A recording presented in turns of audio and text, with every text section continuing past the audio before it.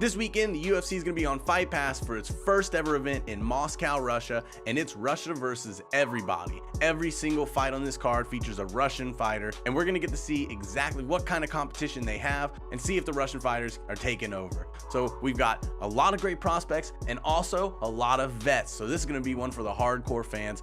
We got Mark Hunt headlining this card against Oleinik. We got Arlovski on the main card. I will never root against Mark Hunt, even if it's against a wrestler, even if it's against a jiu-jitsu guy.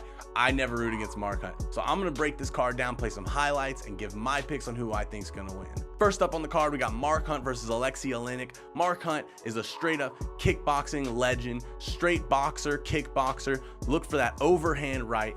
And not only does he hit hard, you can say that about anyone. They're strong, they hit hard. He punches fast, so fast. And people don't expect it. Being a shorter, bigger guy, he's not in the best shape of anyone in the division, but he hits so accurately and so fast. He can knock out anyone. He's the master of the walk away KO, and he's gonna need that against Oleinik. Oleinik, the boa constrictor, is one of the best jiu-jitsu fighters in the heavyweight division. He's a 4th degree black belt. I don't know any other 4th degree black belts in the UFC as it is. Oleinik is also a vet. He might not be as well known of a name, but he has 68 fights. 68 fights. This dude has been fighting since 1996. Just let that sink in. He's been fighting for so long, and he's got a ton of submission wins. He is a submission specialist, and especially of the Ezekiel choke. I think he has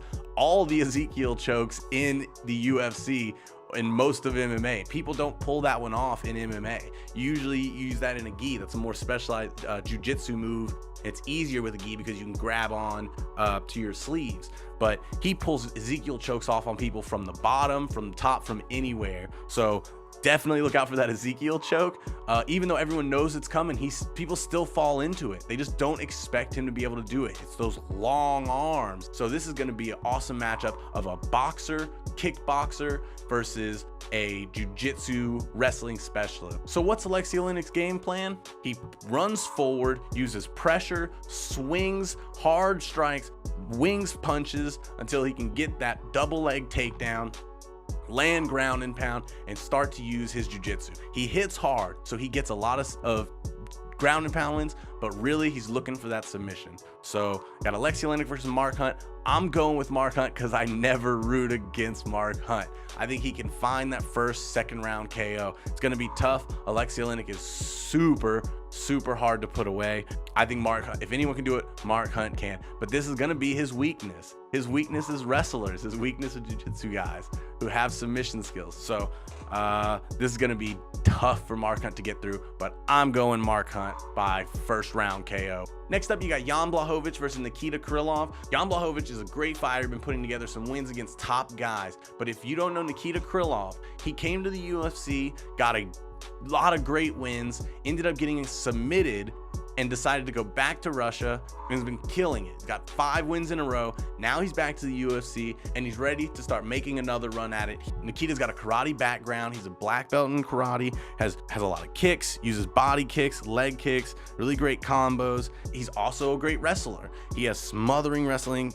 and one of the main things about his striking is that he disrupts people. He'll strike before they do. He'll hit them, and he'll hit them right as they're trying to hit him. So I've got Nikita Krylov winning by TKO, second round. I'll go second round TKO. Next up, you got another old vet, Andrei Arlovski versus Shamil Abdurakhimov. Andrei Arlovski's kind of up, down, just like his entire career. He's been in the game a long time. This is probably gonna be one of his last fights, and it's going to be tough going against Shamil Abdurakhimov. Abdurakhimov has a really good wrestling background, but his main weapon is going to be that left hook. He's always looking for that lead left hook. He'll throw rights, left, but he's always coming back to that left hook. So look out, that's his biggest weapon. And against Andrei Arlovski, I definitely think Shamil will be able to pull off a KO. I've got Shamil Abdurakhimov winning by, what do you think? Second round KO? Yeah, second round. Next up, they got a big prospect from Russia, Tkachenko versus Thiago Alves. Look out for Tkachenko. I think he's gonna blow the doors off Thiago Alves. This is going to be a great fight. He's a really great striker, mostly counter strikes, and he's going to be looking for that overhand right. But he's got great kicks too, mixes it up, really well rounded. I think he's 18-0, so look out for Alexei Kunchin. I got him winning by second round TKO. Next up, CB Dollaway has had 3 different opponents so far, and they finally landed on Khalid Martsakaliev.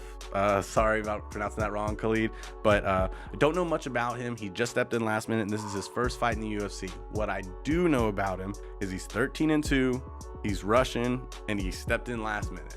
So not much to go off of, but it's gonna be great to see how he does and how he does against CB Dollaway, who's older, doesn't fight as often, and doesn't have as great of a record. So I'm actually gonna go with Khalid on this one, but it's gonna be interesting just to see who he is, what he can do, and how CB Dollaway does. Next up, you got a couple great contenders. You got Peter Yan versus Jin Soon Sun. So Peter Yan is definitely the favorite. He's got great wrestling. He smothers his opponents, great combos, switches stances. He's well-rounded. He's that new school MMA style. And there's not a lot of information about Jin Soon Sun. This is his first fight in the UFC. He's only 9-2. Not really a lot is known about him. He fought for Deep, which is a Korean organization, and he's been doing really well over there. I also know he fights under Korean Zombie MMA. So Chan Sung Jung says that he's gonna win. I'm going with Chan Sung Jung. He's also a big underdog, and I'm gonna try and make a little bit of money off him. So I'm betting Jin Soon Sun by decision. Sure, I'll say Jin Soon Sun by decision, but Peter Yan's the favorite. He should be the one winning. So if you're looking to make some money, maybe put a little bit on Jin Soon Sun. Just looking for a good pick, I think Peter Yan's got a really good chance of winning. Next up, you got Rustam Kabila versus Cajun Johnson. Cajun Johnson's been racking up some great wins. He had that submission loss recently, but before that, he had a bunch of really great wins. He's a great wrestler, really well-rounded, and he's been in the game a long time. But I think Rustam Kabila has better wrestling. He's got the Sambo style. He's really strong, really controlling, and always looking for those openings to counter and then look for those takedowns. I think Rustam Kabila is going to be able to control this fight, use his wrestling. And it's going to be the same story as most of these other Russian fighters. Just use your wrestling, take him down, hold him down, use that ground and pound. So I've got Rustam Kabila by decision. I think it's going to be hard to get Cajun Johnson out of there. He's really, really tough, and I can actually see Cajun knocking him out, but I'm going to pick Kabila. Next up is Mirbek Taisimov versus Desmond Green. Watch out. Mirbek Taisimov throws everything into his overhand right. He loves to knock people out, but he's also got a big wrestling background. He just never really uses it because he loves to knock people out. So look out for that crazy one-punch knockout power, but he can rely on his wrestling, and he might need to against Desmond Green, a high-level American wrestling. He has really great combos. Problem I'm seeing with Desmond Green is he's got a lot of personal stuff going on right now. He just got into an accident earlier this year. He's had some run-ins with the law recently. There's a lot of personal stuff going on, and I hope it doesn't affect him. I really hope he can pull through it, but I just wonder what kind of personal stuff he's gonna be able to deal with, and if he can put that out of the way and get it done in the cage. But I'm gonna be going with Mirbek Taisimov. He's super dangerous and has a crazy overhand right. So Mirbek Taisimov by first or second round KO is what I'm going with. I think first round KO probably. Then we got Magomed Ankalaev versus Marcin Prachnio. Marcin Prachnio throws a lot of great spinning stuff, uses kicks, uses striking, but Magomed Ankalaev is a Khabib. He mauls people on the ground and just devastates them and smashes them with ground and pound. He uses his wrestling, gets takedowns on everybody, and he's got no submission wins, which means he doesn't even look for subs. He just lands ground and pound, beats them until they quit. So I'm gonna go with Magomed Ankalaev by second round TKO. Next up, you got Jordan Johnson versus Adam Yandiv. Both 9-0, undefeated, so someone's losing that O. I got Adam Yandiv. Don't know much about him. I know he's Russian. I know he's got a lot of submissions, and he's never gone past the first round. So I'm going to go with what history is shown. I'm going to go first round submission from Yandiv. Then you got Ramzan Amir versus Stefan Sekulik. I don't know much about either of these guys, so it's going to be interesting to see who they are. Ramzan Amir Rakhim's on a 6-fight winning streak. And then you got Stefan Sekulic, who's 12-2, Serbian, and has a bunch of guillotines. I don't know, this is a toss-up. I'm gonna go with Ameev just because he has more UFC experience. But if Stefan Sekulic gets a guillotine, you heard it here first. I wouldn't be surprised. Then last on the card, you got Merab Dvalishvili versus Terrion Ware. Both of them coming off a couple losses. Both of them gonna look back to get back in the win column. I'm gonna go with Dvalishvili. I think his wrestling background is gonna be able to take him all the way through this one. And he's been doing well in his last couple fights. It's just he gets submitted or TKO'd or whatever towards the end. He lost a split decision as well. So I'm gonna go with Dvalishvili on that. So this is a great low-key card you got going on in the morning. You got some old vets, some great prospects to look out for, and let's see if Russia can take over. The other big thing I want to talk about that weekend is going to be Triple G Canelo. I know it's not MMA, but it's boxing, and it's going to be a way bigger event than this one. I'm definitely going to be watching Triple G versus Canelo. Who do I got? I think I'm going to go Triple G.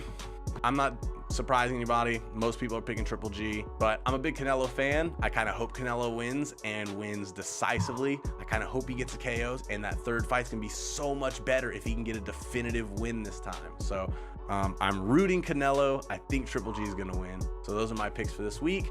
Check out my video next week. Please like and subscribe to my channel, like the videos, share this stuff, put in the comments who you think's gonna win, and tell me how I'm wrong. Thanks for watching. See y'all next week.